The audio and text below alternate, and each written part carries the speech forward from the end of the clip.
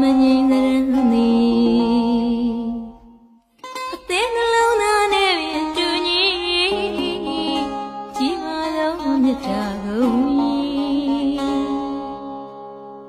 မာတာပိတုဥပထာနံသုတ္တဒါရတသင်္ဟောလူလောကအလုံးသားသမီးမုန်းတယ်လို့ထုံးရှိဘူးတဲ့ရှင်ဒါကြောင့်တန်ရောစေအတီ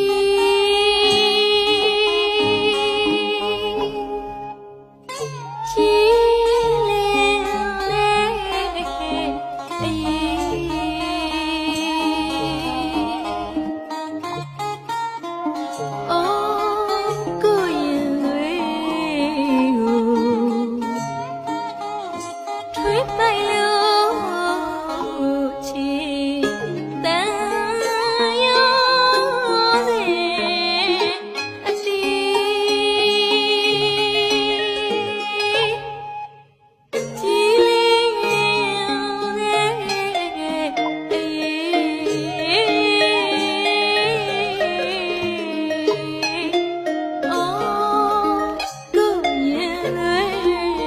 အေးကို